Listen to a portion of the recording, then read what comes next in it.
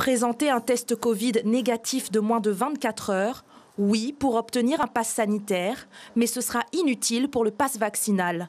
Il faudra soit avoir eu le Covid il y a moins de 6 mois, ou alors être totalement vacciné. Ce sont les deux seules options. Si la loi sur le pass vaccinal est promulguée en France, elle devrait s'appliquer en Polynésie. Nous avions milité au départ uniquement pour le pass vaccinal, parce que nous sommes sûrs que c'est le seul moyen pour la population d'être protégée contre la Covid.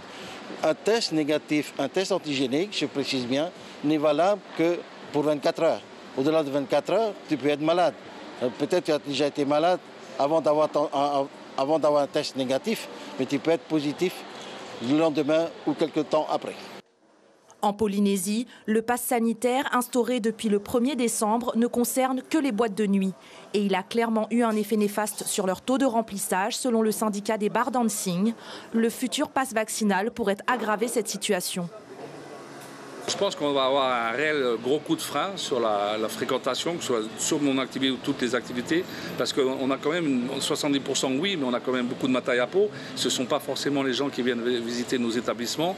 Donc on se retrouve avec à peu près la moitié des gens qui ne vont pas pouvoir venir parce que pas vaccinés ou pas complètement vaccinés aussi. Pour le moment, que ce soit en France ou en Polynésie, le pass sanitaire reste en vigueur. Le projet de loi sur le pass vaccinal sera examiné par le Sénat mardi 11 janvier.